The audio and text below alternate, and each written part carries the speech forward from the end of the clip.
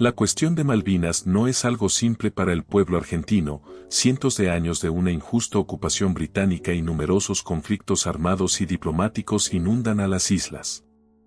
Con motivo de estas recientes discusiones sobre las islas a raíz del partido por semifinales del Mundial entre Argentina e Inglaterra, hoy les traigo un iceberg sobre las Malvinas, contando desde lo más conocido, hasta lo más oscuro y olvidado.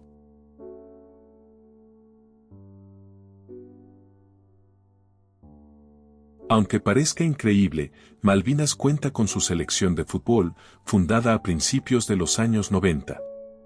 Como no están afiliados ni a la FIFA ni a la Conmebol, no pueden jugar las eliminatorias para el Mundial ni la Copa América. Su gran escenario son los Juegos de las Islas, un torneo que reúne a pequeñas comunidades isleñas de todo el planeta. Antonina Roxá era una mujer de origen indígena, nacida probablemente en Salta. Llegó a las Islas Malvinas alrededor del año 1830 como parte de la colonia argentina de Luis Bernet. Cuando los británicos ocuparon el archipiélago en 1833, la mayoría de los habitantes se marcharon, pero ella decidió quedarse. Sobrevivió a los violentos asaltos de la época y se convirtió en una terrateniente y empresaria ganadera. En plena guerra de las Malvinas, y ante el temor de un avance militar argentino sobre su propio territorio tras la disputa del Canal de Beagle, el régimen chileno de Pinochet decidió colaborar directamente con el Reino Unido. Esta alianza fue clave. Chile abrió su espacio aéreo para que operaran aviones espías británicos camuflados y proporcionó información de radar en tiempo real que alertaba sobre el despegue de los aviones argentinos desde el continente. Además, permitieron que comandos de las Fuerzas Especiales Británicas realizaran operaciones secretas desde la Patagonia chilena. A cambio de esta asistencia, el gobierno británico le entregó a Chile aviones de combate y misiles antiaéreos. A diferencia del aislamiento internacional que sufrió la diplomacia argentina durante la guerra, el país recibió un apoyo militar y logístico por parte de sus vecinos latinoamericanos. El aliado más incondicional fue Perú. El gobierno peruano envió de forma secreta 10 aviones de combate, misiles y repuestos clave. Brasil, a pesar de declararse neutral, la dictadura brasileña permitió el uso de sus aeropuertos para que aterrizaran aviones cargados de misiles provenientes de Libia con destino a Buenos Aires. Incluso, la Fuerza Aérea Brasileña interceptó y retuvo en Río de Janeiro a un bombardero británico Vulcan que tuvo que aterrizar de emergencia, impidiendo que regresara a las islas a atacar las posiciones argentinas. Israel también actuó como un aliado secreto, vendiendo armas y equipamiento a la Argentina. En el año 1986, una empresa británica lanzó al mercado un juego de estrategia por turnos llamado Falklands 82, compatible con las famosas computadoras Commodore 64 y ZX Spectrum. En los mercados de habla hispana el juego fue renombrado y distribuido oficialmente bajo el nombre de Malvinas 82. El título generó una fuerte polémica en la prensa del Reino Unido, ya que el juego permitía que las tropas argentinas ganaran la guerra si el jugador cometía errores estratégicos.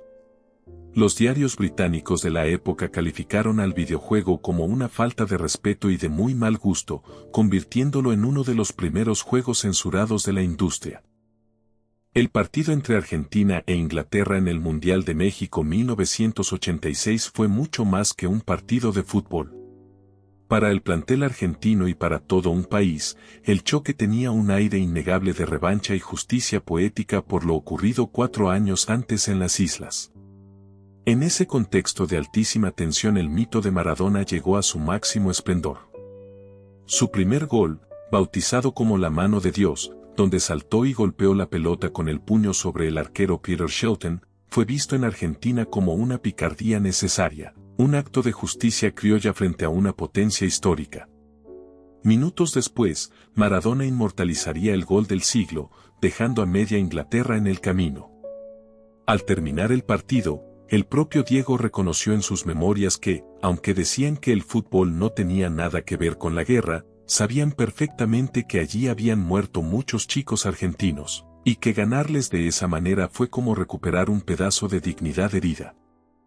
La rivalidad entre Argentina e Inglaterra escribió un capítulo que quedará para la historia, en las semifinales del Mundial 2026.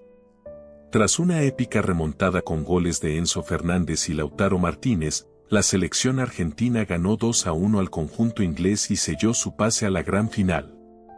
Sin embargo, la imagen que dio la vuelta al mundo no fue un gol, sino una bandera. Durante los festejos en la cancha, los jugadores desplegaron una bandera casera con la leyenda: "Las Malvinas son argentinas". Tras burlar los estrictos controles de la FIFA, que prohíben manifestaciones políticas, la bandera fue arrojada desde la tribuna y terminó en manos de los futbolistas. El hecho provocó una enorme repercusión internacional, incluyendo un enérgico reclamo del gobierno británico exigiendo sanciones, además de una guerra digital entre usuarios ingleses y argentinos, quienes reavivaron la cuestión y las fricciones entre ambos países.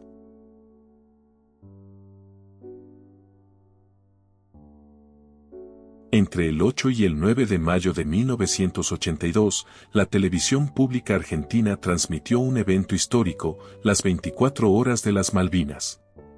Conducido por las figuras televisivas Pinky y Cacho Fontana, este programa funcionó como una masiva teletón solidaria para recaudar recursos destinados a las tropas. Conmovida por la causa, la sociedad argentina se volcó por completo, miles de personas donaron sus ahorros, los niños entregaron sus alcancías, y grandes celebridades como Diego Maradona o Susana Jiménez aportaron cheques y valiosas joyas de oro. Solo en esa jornada se juntaron millones de dólares que debían ingresar al denominado Fondo Patriótico. Sin embargo, al finalizar el conflicto, se descubrió la verdad: la inmensa fortuna acumulada desapareció por completo y nunca llegó a los soldados en las islas. Los combatientes continuaron sufriendo hambre y frío extremo, mientras los registros de las donaciones se volvieron difusos. Décadas después, este suceso permanece en la memoria colectiva como uno de los mayores fraudes y actos de corrupción más indignantes de la historia argentina. 24 horas donde lo más importante, el récord, lo va a batir usted. Porque estas 24 horas de solidaridad con el Fondo Patriótico Malvinas Argentinas se puede demostrar de una sola manera, que es colaborando. Matilde Bernet fue la hija de Luis Bernet, el gobernador político y militar designado por las autoridades de Buenos Aires para administrar las islas. Matilde nació en Puerto Soledad en 1830, convirtiéndose en la primera persona registrada oficialmente en nacer en las Islas Malvinas. Mucho antes de la guerra, un piloto argentino llamado Miguel Fitzgerald protagonizó 2 hazañas aéreas pacíficas en reclamo de la soberanía. El primer vuelo ocurrió el 8 de septiembre de 1964. A bordo de una pequeña avioneta monomotor Cessna a la que bautizó don Luis Bernet, Fitzgerald despegó en secreto desde Río Gallegos y aterrizó en la pista de carreras de caballos de las islas. Allí, plantó una bandera argentina, le entregó una proclama de protesta al funcionario británico que se le acercó y despegó de inmediato para regresar al continente convertido en un héroe nacional. 4 años más tarde, el 27 de noviembre de 1968, repitió la proeza en su segundo vuelo. Esta vez utilizó un avión bimotor y viajó acompañado por el director del diario La Razón. Aunque la pista estaba obstruida con obstáculos colocados por los británicos para evitar nuevos aterrizajes, Fitzgerald logró posar la aeronave sobre una carretera pavimentada. Óscar Ismael Poltronieri es considerado uno de los máximos héroes de la Guerra de las Malvinas. Su hazaña inmortal ocurrió el 11 de junio de 1982 durante la feroz batalla del Monte Dos Hermanas. Cuando su unidad se vio completamente superada en número y bajo un bombardeo ensordecedor, se ordenó la retirada. Fue en ese momento cuando Poltronieri tomó una decisión: le gritó a sus superiores y compañeros que se marcharan porque ellos tenían hijos y familia, mientras que él se quedaría solo para cubrirles la espalda. Equipado únicamente con su ametralladora pesada Mac, se movió entre las rocas simulando ser todo un batallón y disparó sin parar durante horas, deteniendo el avance de más de 600 soldados británicos. Su descomunal valentía salvó la vida de más de 120 soldados argentinos. Por este acto de coraje, se convirtió en el único soldado conscripto de la historia en recibir en vida la Cruz al Heroico Valor en Combate, la máxima distinción militar de la República Argentina. En noviembre de 1999, se lanzó al mercado Malvinas 2032, un juego de estrategia en tiempo real para computadoras creado por el desarrollador argentino Javier Otaegui. El título pasó a la historia como uno de los primeros juegos comerciales desarrollados íntegramente en el país. La trama de ciencia ficción se sitúa en el año 2032, precisamente al cumplirse el 50 aniversario de la guerra. En este escenario futurista, la escasez mundial de petróleo desata un nuevo conflicto debido a la negativa británica de compartir la explotación de los recursos en el Atlántico Sur. El jugador asume el rol de comandante de las fuerzas argentinas a lo largo de distintas misiones. El guará, también conocido como el lobo zorro de las Malvinas, es considerado el único mamífero terrestre nativo de las Malvinas. Cuando los primeros exploradores europeos llegaron a las islas, se sorprendieron, incluso el propio Charles Darwin quedó fascinado. Lamentablemente, los colonos británicos y los cazadores de ballenas los consideraron una amenaza para sus ovejas y comenzaron a cazarlos masivamente hasta su extinción a finales del siglo XIX.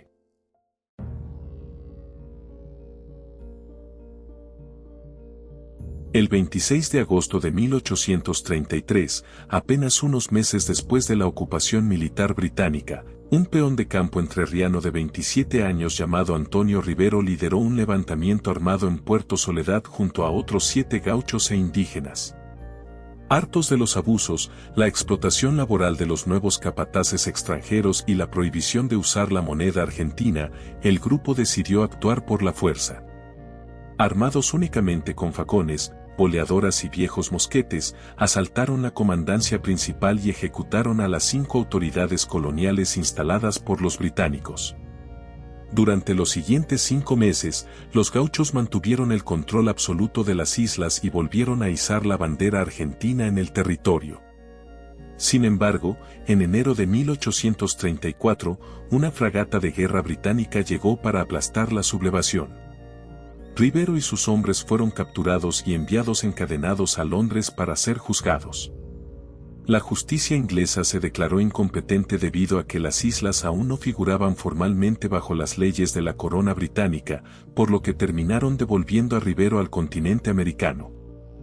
Las Islas Aurora fueron uno de los mayores misterios de esta parte del mundo.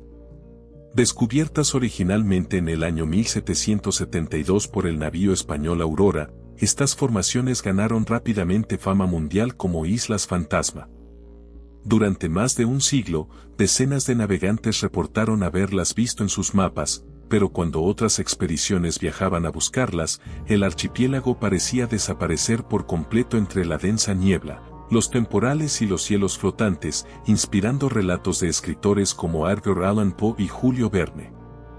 Su existencia física real se confirmó tiempo después, se trata de un pequeñísimo grupo de 7 picos rocosos y escarpados que apenas suman 0,2 kilómetros cuadrados de superficie.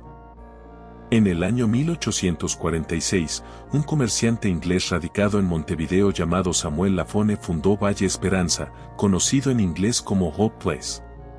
El lugar fue establecido en la región sur de la isla Soledad. Para realizar el duro trabajo de campo, Lafone contrató y trasladó desde Montevideo a una gran comunidad de gauchos, principalmente de origen uruguayo. Valle Esperanza fue básicamente una comunidad de gauchos uruguayos que vivió durante algún tiempo en las islas. En noviembre de 1977, el gobierno británico del primer ministro James Callaghan detectó que un grupo de 50 científicos de la Armada Argentina había desembarcado secretamente en la isla Thule del Sur para construir una base científico-militar. Ante el miedo de que esto fuera el preludio de una invasión total a las Malvinas, Londres activó en secreto la Operación Journeyman. La misión consistió en enviar de urgencia una poderosa fuerza de tareas naval hacia el Atlántico Sur. Esta flota encubierta estaba integrada por 2 fragatas, buques de apoyo y el submarino nuclear HMAS Dreadnought. Aunque en aquel momento la crisis diplomática no pasó a mayores y la flotilla regresó en secreto, los documentos oficiales desclasificados décadas después revelaron que este operativo sirvió como el ensayo estratégico definitivo para lo que terminaría ocurriendo años más tarde. Originarios de las regiones montañosas de Nepal, los guerreros gurkhas profesionales integran unidades de élite del ejército británico desde hace más de 2 siglos, siendo famosos por su disciplina y el uso del jukri, un letal cuchillo curvo. Durante la guerra, el 7º de fusileros gurkhas desembarcó en las islas y su sola presencia desató una feroz campaña de guerra psicológica. En el continente circulaban rumores terroríficos que los describían como combatientes despiadados que decapitaban a sus enemigos por diversión, que no temían a la muerte y que aparecían en combate drogados. Durante siglos, la historia oficial afirmó que las Malvinas estaban totalmente desiertas antes de la llegada de los exploradores europeos. Sin embargo, una investigación científica publicada en el año 2021 cambió las reglas del juego al revelar que los pueblos indígenas de Sudamérica ya habitaban y explotaban el archipiélago mucho antes de la colonización. Un equipo de científicos detectó en el suelo rastros paleoecológicos de un abrupto incremento de incendios provocados por humanos, acumulación de carbón vegetal y extraños amontonamientos de huesos de pingüinos y lobos marinos lejos de la costa, lo que demuestra que alguien cazaba y consumía estos animales allí. Los arqueólogos sugieren que los responsables fueron miembros del pueblo Yagán, los legendarios nómades marinos originarios de Tierra del Fuego. Los yaganes eran extraordinarios navegantes que dominaban las gélidas aguas del sur y construían robustas canoas de corteza, de las cuales se hallaron restos flotando en las islas durante el siglo XIX.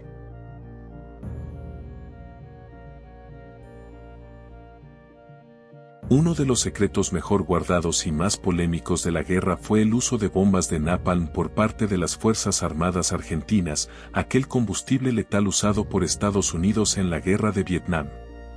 Durante años, la Fuerza Aérea intentó mantener este dato bajo estricto secreto, pero los registros históricos y los testimonios británicos terminaron confirmándolo. Argentina contaba con sus propias bombas incendiarias de fabricación nacional llamadas Serie Inc., diseñadas específicamente para ser arrojadas desde los aviones de ataque IA-5 y 8 Pucará. Al menos 2 misiones aéreas registradas utilizaron este armamento contra las posiciones de la infantería británica durante los intensos combates en Pradera del Ganso. El caso del biólogo británico Mac Bingham es uno de los secretos más oscuros y menos difundidos sobre la política interna de Malvinas. En el año 1983, Bingham se mudó a las islas para coordinar los estudios sobre la fauna local y descubrió una alarmante catástrofe ecológica. La población de pingüinos se había reducido a la mitad en menos de una década. El biólogo denunció públicamente que la causa principal era la sobrepesca comercial permitida por el propio gobierno isleño, que vendía licencias pesqueras millonarias a barcos extranjeros a costa de dejar a los pingüinos sin alimento.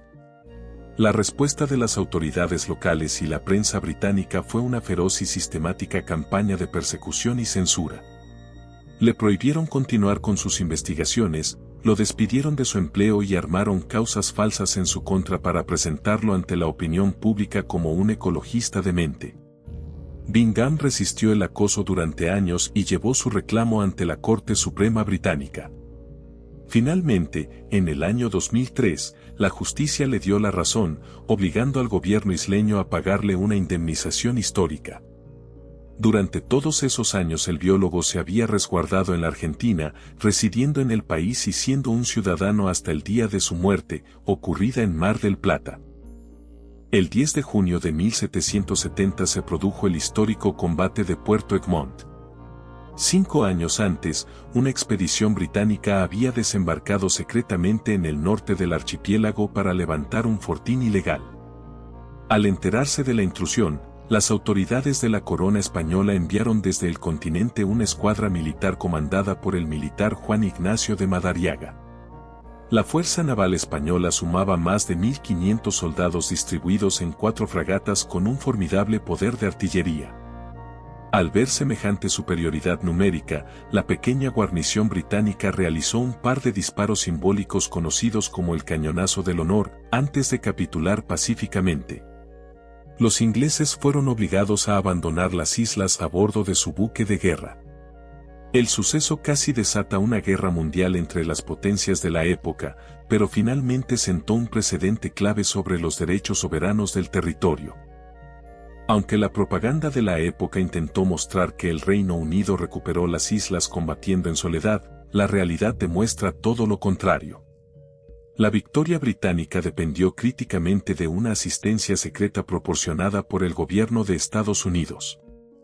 La revelación definitiva ocurrió en el año 1988, durante una entrevista para la cadena de televisión británica BBC, donde el exsecretario de la Armada de Estados Unidos, John Lehman, admitió públicamente que sin la ayuda estadounidense, Reino Unido habría tenido que retirarse de las Malvinas. But the decision to give that new Sidewinder, that's not just normal relationships, that's a deliberate decision, isn't it? A deliberate decision to save Britain's bacon. Yes, de facto, definitely. It wasn't just Sidewinders, but all sorts of American weaponry that was made available to Britain during this war. Other missiles, mortar shells, high explosive ammunition, even night vision goggles, and matting for the Harriers to land on. What would have happened if the American administration had said, we're going to be strictly neutral, no more help to Britain while this thing goes on? Well, I think that Britain would have had to have withdrawn from the Falklands. Would have been defeated, in other words? Yes. That's my personal opinion. Anyone can speculate, but from everything I know, that is certainly my firm conclusion. Why do you conclude that? Because Britain had let so much of her modernization and infrastructure decline during the 60s and 70s that she did not have what it took to defend herself in a prolonged engagement, even against a rather primitive, though highly trained and highly motivated force like the Argentines. They were not up against the Russians.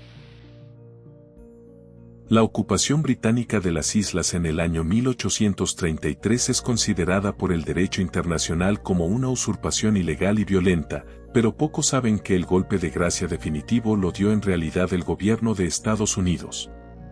A finales de 1831, el gobernador argentino Luis Bernet incautó 3 buques pesqueros norteamericanos que depredaban ilegalmente la fauna local. Como represalia, la corbeta de guerra estadounidense USS Lexington ingresó a Puerto Soledad bajo bandera falsa, saqueó las viviendas, destruyó las defensas y arrestó a gran parte de los habitantes argentinos. Este brutal ataque norteamericano dejó al archipiélago en un estado de absoluta vulnerabilidad institucional. Aprovechando este escenario de debilidad, el 3 de enero de 1833, la fragata militar británica HMS Cleo llegó al lugar. El capitán inglés James Onslow intimó al comandante interino argentino, José María Pinedo, a arriar la bandera nacional y desalojar el territorio en un plazo de 24 horas. Ante la abrumadora superioridad militar y sin posibilidades de resistir, las autoridades argentinas se vieron obligadas a abandonar las islas. Entre los relatos más impactantes y misteriosos se encuentra la mítica leyenda del soldado Pedro.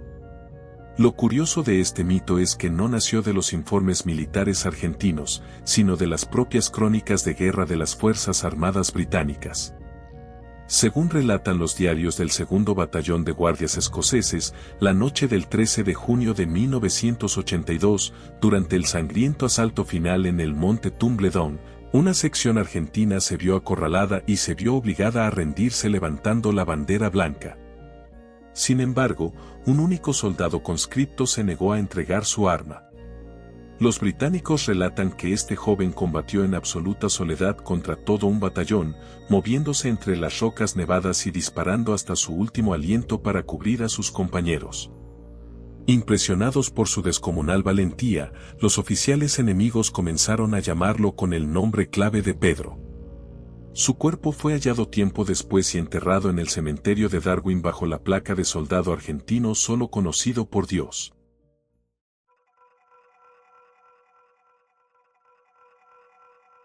El 8 de diciembre de 1914 se desató la Batalla de las Malvinas. Semanas antes, la escuadra alemana del Atlántico, comandada por el almirante Maximilian von Spee, había derrotado a la Armada Británica en las costas de Chile. Confiado por su victoria, von Spee navegó hacia el Atlántico Sur con el plan de destruir la estación de radio y los depósitos de carbón británicos ubicados en Puerto Stanley. Sin embargo, al llegar a Malvinas, el almirante alemán cayó en una trampa mortal. Una flota británica de refuerzo acababa de amarrar secretamente en el puerto el día anterior. Al verse sorprendidos y superados en velocidad y poder de fuego, los barcos alemanes intentaron huir hacia el océano abierto. La persecución británica duró varias horas. Al finalizar el día, los cañones ingleses hundieron 4 de los 5 barcos germanos, provocando la muerte de más de 2.200 marinos alemanes, incluido el propio almirante von Spee y sus 2 hijos. El 28 de mayo de 1986 se produjo el trágico hundimiento del Chiander III. El buque patrullero Prefecto Derbez de la Prefectura Naval Argentina, detectó a este rastrero de bandera taiwanesa pescando ilegalmente dentro de las 200 millas de la zona económica exclusiva argentina que rodea a las islas. Tras ignorar las órdenes radiales de detenerse y los disparos de advertencia en el agua, el pesquero apagó sus luces e intentó escapar hacia aguas internacionales. Ante la negativa, el guardacostas argentino abrió fuego directo contra la embarcación.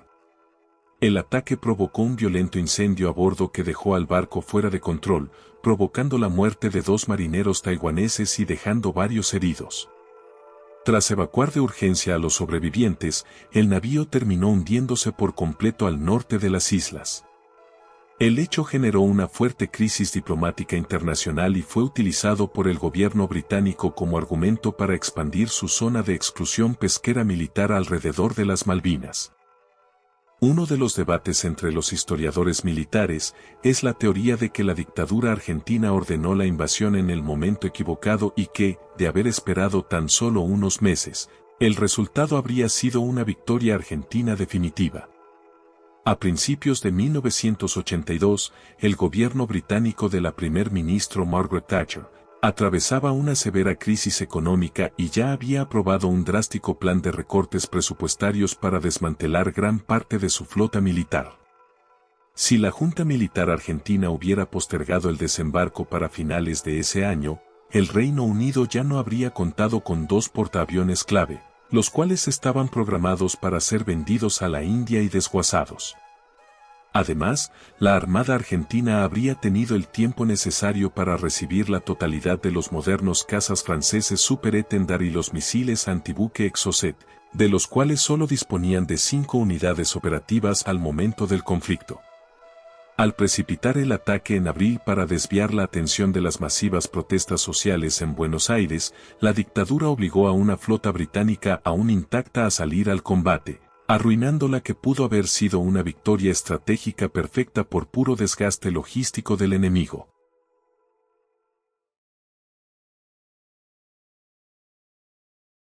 El hundimiento del crucero General Belgrano es considerado la mayor tragedia humana de toda la Guerra de Malvinas y uno de los hechos más polémicos de la historia militar moderna. El 2 de mayo de 1982, el buque argentino navegaba fuera de la zona de exclusión que el propio Reino Unido había delimitado alrededor de las islas. A pesar de esto, la primera ministra británica Margaret Thatcher dio la orden directa de atacarlo. El submarino nuclear HMAS Conqueror disparó 3 torpedos, de los cuales 2 impactaron de lleno en el casco del Belgrano. El ataque destruyó los sistemas eléctricos, impidiendo emitir señales de auxilio, y provocó el hundimiento en poco menos de una hora en medio de un mar helado y tormentoso. De los 1093 tripulantes a bordo, 323 perdieron la vida, lo que representó casi la mitad de todas las bajas argentinas en la guerra. El ataque fuera de la zona de exclusión generó un fuerte repudio internacional y acusaciones de crimen de guerra.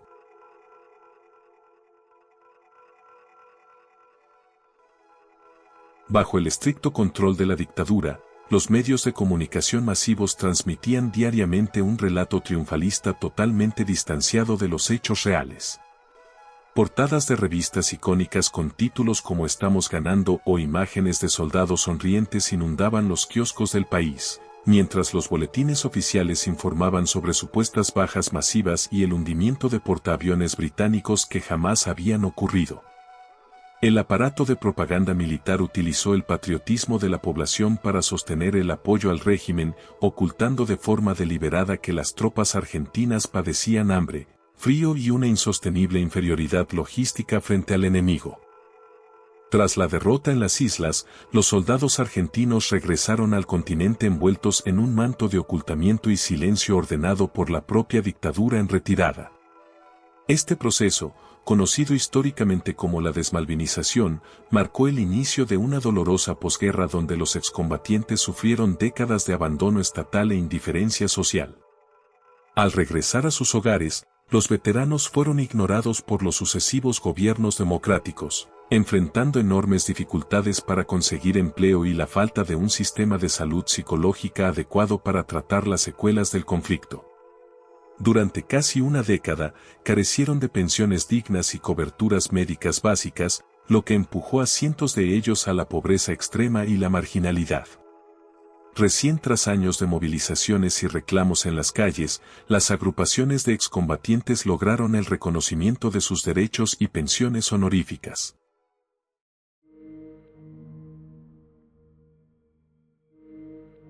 Uno de los planes más desesperados del ejército británico fue la Operación Mikado.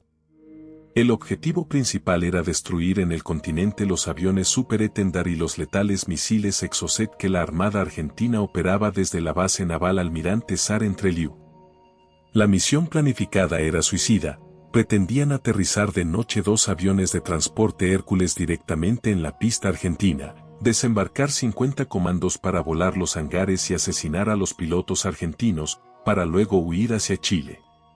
El operativo comenzó a ejecutarse a mediados de mayo de 1982, cuando un helicóptero Seaken británico despegó secretamente con un equipo de reconocimiento hacia la Patagonia. Sin embargo, la misión fracasó antes de empezar. El radar argentino detectó anomalías, el clima patagónico arruinó la visibilidad y los comandos se dieron cuenta de que las defensas argentinas eran impenetrables. Al verse descubiertos, abortaron la operación, volaron hacia territorio chileno y destruyeron su propio helicóptero cerca de Punta Arenas para borrar evidencias, dejando a la Operación Mikado como uno de los mayores fracasos de las fuerzas especiales británicas. Durante la guerra, el alto mando británico barajó seriamente la posibilidad de realizar un bombardeo sobre la ciudad de Buenos Aires. Para cumplir esta amenaza, la Fuerza Aérea Británica planificó utilizar bombarderos Vulcan, los mismos que atacaron la pista de Puerto Argentino tras reabastecerse en pleno vuelo en la isla de Ascensión. El plan consistía en lanzar bombas sobre bases militares cercanas a la capital o infraestructura bonaerense. Aunque la amenaza se utilizó principalmente como una campaña de guerra psicológica para sembrar el pánico, el riesgo físico fue real. Al igual que ocurrió en otras grandes guerras de la historia humana, diversos testimonios de soldados, pilotos y operadores de radar reportaron la presencia de ovnis sobrevolando las zonas de combate. Uno de los epicentros de estos avistamientos fue la base aérea de Río Gallegos, desde donde despegaban los aviones argentinos. En varias ocasiones, los operadores de radar en tierra detectaron ecos de objetos desconocidos que se desplazaban a velocidades imposibles para la tecnología de la época, realizando giros abruptos y desapareciendo de un momento a otro sin dejar rastro. Asimismo, soldados en las trincheras de las islas aseguraron haber observado misteriosas luces brillantes de color blanco y azul que flotaban en silencio sobre los cerros durante las noches más cerradas. El costo humano del conflicto no terminó con el cese del fuego, sino desató el suicidio masivo de veteranos en ambos bandos. Aunque las cifras oficiales exactas siempre fueron difíciles de precisar, diversas asociaciones de excombatientes estiman que la cantidad de suicidios en Argentina iguala o supera a los 649 caídos en el campo de batalla. Sorprendentemente, el fenómeno afectó con una intensidad similar al Reino Unido, donde los registros de veteranos británicos reportan cientos de suicidios.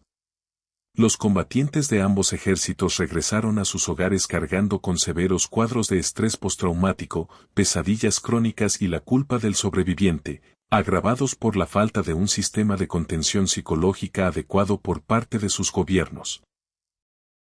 Y bueno amigos, esto ha sido todo por hoy. Si les gustó el video pueden ayudarme compartiendo, dando like y comentando. Nos vemos la próxima.